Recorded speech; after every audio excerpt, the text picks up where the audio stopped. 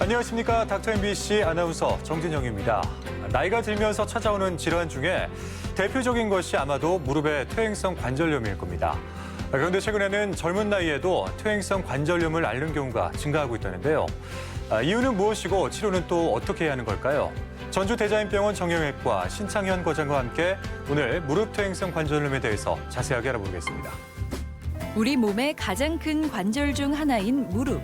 신체의 무게를 지탱하고 걷고 뛰는 운동을 관장하는 등 많은 역할을 하는데요.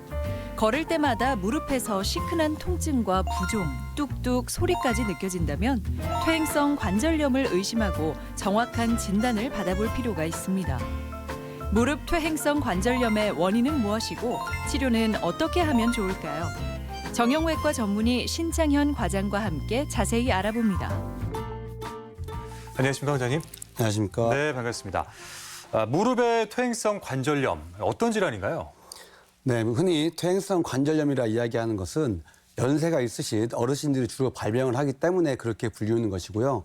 정확한 표현은 골관절염이라 할 수 있습니다. 이는 무릎 관절을 보호하는 연골의 마모로 인해 관절의 염증, 통증, 부종, 변형이 생기는 질환입니다.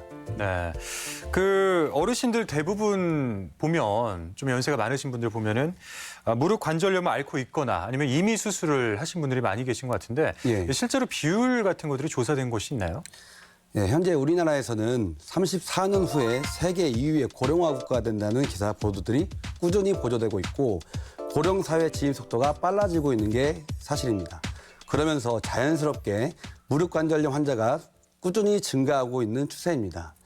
2013년도, 2014년도 건강보험심사평가원에서 발표한 자료에 따르면 2010년에는 220만 명의 환자가 있다고 집계되었으나 2014년에 불과 4년 만에 254만 명으로 약 15%가 증가한 추세를 보이고 있습니다.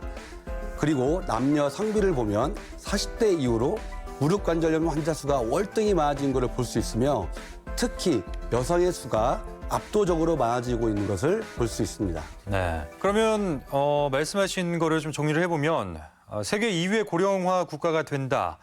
그리고 가면 갈수록 이 환자가 증가하고 있다. 그러면 나이가 들면서 좀 자연스럽게 생기는 질병 정도로 이해를 하면 되는 건가요? 네, 맞습니다. 퇴행성 무릎 관절염을 유발하는 원인은 많지만 정확히 무엇 때문이다 원인을 밝히기는 아직 의학적 근거가 부족한 게 사실입니다.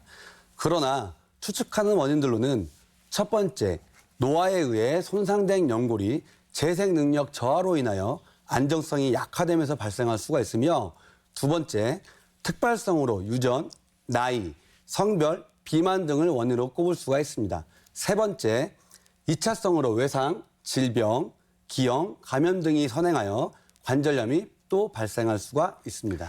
그런데 저는 이 퇴행성 관절염 하면은 무릎이 좀 떠오르거든요. 가장 먼저. 이게 무릎에만 생기는 질환이에요? 관절은 쉽게 이야기하여 한 뼈 끝과 다른 뼈 끝이 만나는 사이 공간을 말하는데 우리 몸에 관절은 무수히 많으며 관절염이란 이름에서 알 수 있듯이 모든 관절에서 퇴행성 관절염은 생길 수가 있습니다. 그중에 골관절염이 많이 생기는 관절은 체중 부하를 견디는 무릎 관절이 대표적이라고 할 수 있습니다. 이 무릎 퇴행성 관절염 환자가 특히 많은 것 같은데 그 이유를 좀 더 자세하게 설명을 해 주시죠. 사람은 직립보행을 하는 존재이기 때문에 체중 부하가 많은 관절인 고관절, 무릎 관절, 발목 관절에 관절염이 다른 관절염 환자보다 많은 게 사실입니다. 네. 특히 한국 사람들은 입식 생활보다는 좌식 생활 습관을 가지고 있기 때문에 무릎을 구부리거나 쪼그리는 자세를 많이 하여 무릎 관절에 가해지는 부하가 많아져 다른 관절보다는 관절염이 많은 것이 사실입니다. 그러니까 관절염이라는 것이 관절에 염증이 생기는 거잖아요. 그러면 이제 관련해서 증상이 있을 것 같은데 어떤 증상들이 있을까요? 네, 가장 중요한 건 무릎의 통증이며 특히 5분 정도만 걸어도 통증이 오거나 심한 경우 자려고 누웠는데 통증으로 잠을 못 이루는 경우가 있습니다. 이와 더불어 무릎에 소리가 나는 연발음, 활동 시 무릎이 뻣뻣하다고 느끼는 무릎의 경직, 촉진 시 무릎에 부종이 생기는 것이 대표적인 증상입니다. 이러한 증상들이 활동 감소, 체중 증가로 이어지면서 악순환이 되어 결국 병원을 찾게 되는 것입니다. 그러면 진단은 어떻게 하게 되죠? 임상적 증상과 더불어 영상학적 소견이 중요합니다. 서서 찍는 엑스레이가 가장 기본이 되는 진단 방법이며 네. 관절염의 진행 속도를 켈그렌 로렌스 그레이드, 흔히 KL 그레이드를 기준하여 단계를 정하면서 진단을 합니다. 1기는 골극이 자라는 것과 관절 간격이 줄어드는 것이 의심이 될 때, 2기 명확한 골극과 관절 간격이 줄어드는 것이 확인이 될 때, 3기 여러 군데 골극이 존재하며 눈에 띄게 관절 간격이 좁아지고 볼 경화가 시작이 될 때, 4기 커다란 골극이 여러 군데 존재하며 관절 간격이 심하게 줄어 거의 사라지게 되며 골 경화가 뚜렷하게 보일 때를 말합니다. 또한 엑스레이 외에 MRI를 통해 연골의 세밀한 상태를 확인하여 진단에 도움을 줄 수가 있습니다. 그럼 진단은 그렇고 치료를 할 때는 어떤 방법이 있죠? 신이 만든 완벽한 구조물이라 불리는 관절 연골은 재생 및 회복이 어렵기 때문에 퇴행성 관절염의 치료는 완치가 아니고 통증을 줄이며 기능을 향상시키는 것입니다. 따라서 앞서 말씀드린 관절염의 단계별로 치료 전략을 세워나가는 것이 가장 중요합니다. 1단계의 경우 무릎에 부하가 가지 않도록 체중 감량 및 생활습관 개선이 중요하며 2단계의 경우 1단계 치료와 더불어 약물 치료 및 주사 치료를 병행할 수가 있습니다. 3단계의 경우 2단계 치료와 더불어 경우에 따라 수술적 치료를 시행할 수 있습니다. 중요한 것은 초기 단계인 1, 2단계 치료가 가장 중요하다고 볼 수 있습니다. 그럼 주사요법에 대해서 좀 더 자세하게 좀 설명을 해주시죠.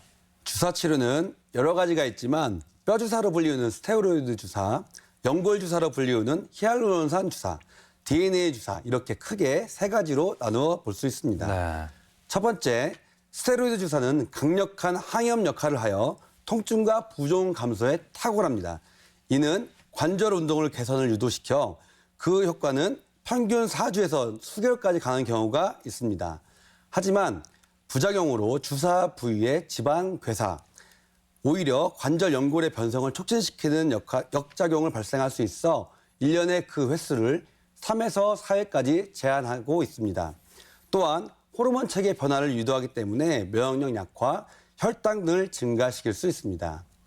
두 번째, 히알루론산 주사는 관절 내의 활액과 연골을 구성하는 주된 성분이며 관절각 내 윤활 작용 및 충격 흡수 작용을 도와주어 관절 내 점성과 탄성이 회복되는 효과를 볼 수 있습니다.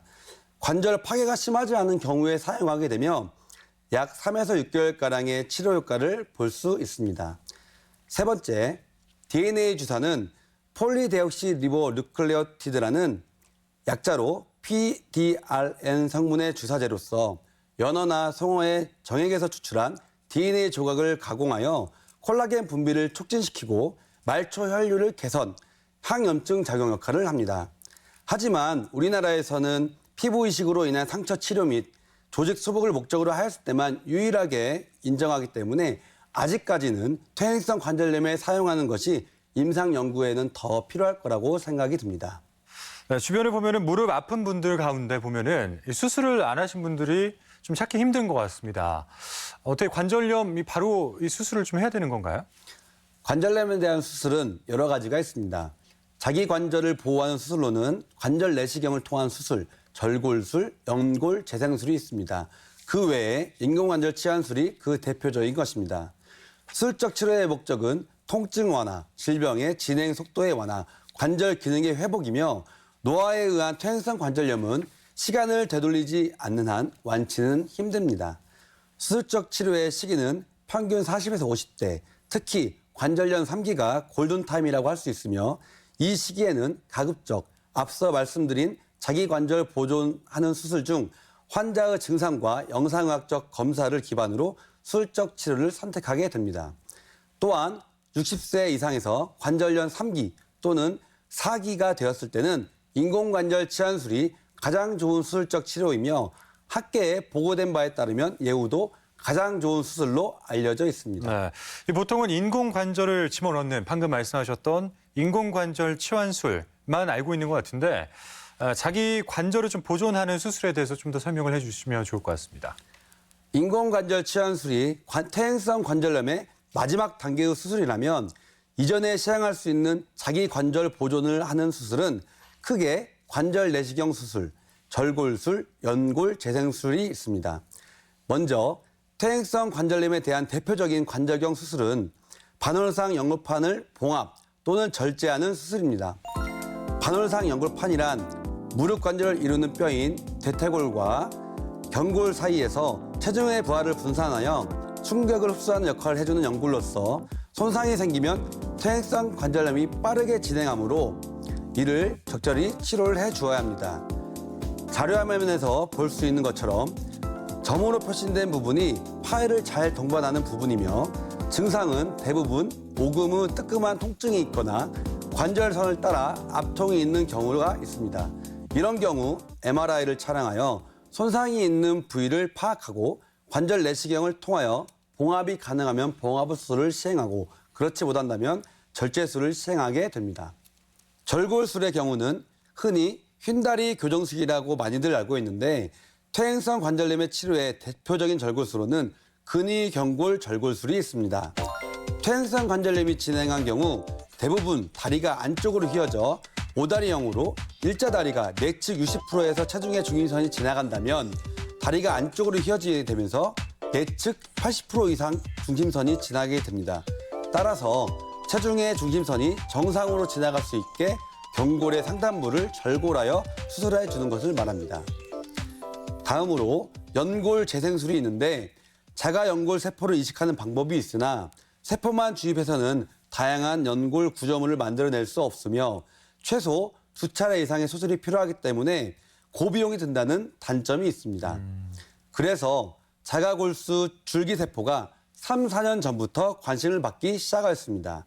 쉽게 이야기해서 모든 조직으로 분화할 수 있는 줄기세포를 추출하여 관절염이 있는 부위에 주입해 생착시키는 것입니다. 엉덩이뼈 골수에서 추출해서 농축한 후 줄기세포, 성장인자, 단핵세포를 추출하여 연골 결선 부위에 주입하는 방법이 주로 사용되며 배양이 필요 없고 자기 혈액 및 줄기세포를 이용하기 때문에 부작용이 거의 없습니다.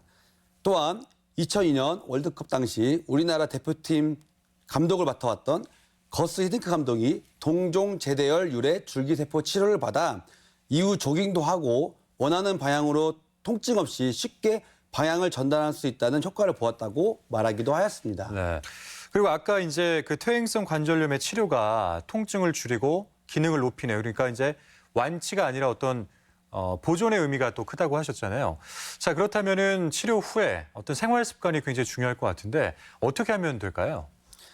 앞서 말씀드린 수술 중 어떤 수술을 하냐가 수술 후 일상적인 활동 및 운동 범위가 달라지긴 하지만 공통적으로 적용되는 생활 패턴 조절 및 운동 등이 있습니다.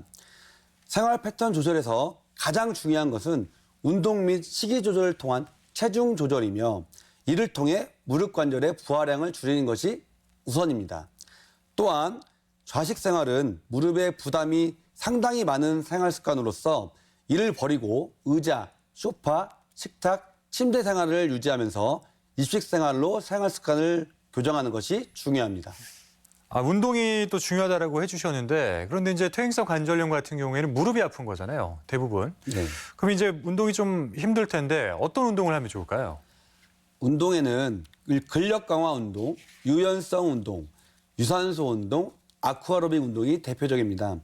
근력 강화 운동에는 대퇴사두근 강화 운동이 가장 좋으며 이는 대한설관절학회에서도 권고 등급 A등급으로 가장 먼저 환자들에게 권하는 운동입니다. 앉아있건 누워있건 무릎을 쭉 편 상태에서 힘을 주어 다리를 들어 올릴 때 허벅지 앞쪽 대퇴사두근이 긴장하는 것을 볼 수 있습니다. 이게 가장 대표적인 대퇴사두근 운동이라고 할 수 있습니다. 유산소 운동은 쿠션감 있는 운동화를 신고 평지를 걷는 운동을 대표적으로 꼽을 수가 있습니다. 아쿠아로빅 운동은 부력, 수압, 수온, 저항을 포함한 물의 특성을 활용하여 수술한 관절이나 수술하지 않은 관절에 무리가 가지 않게 물속에서 할 수 있는 좋은 운동입니다. 자, 그러면 끝으로 당부 말씀 한 말씀 해주세요. 종합하면 관절염의 치료의 승부처는 40에서 50대이며 중년 이상의 나이에서 퇴행성 관절염의 치료는 약물 및 주사 치료, 운동 치료, 관절의 부담을 줄이는 생활 습관을 갖는 것으로 시작해야 하고 자기 관절을 보존하는 수술은 늦기 전에 빨리 시행할수록 효과가 있다는 것을 기억하셨으면 좋겠습니다.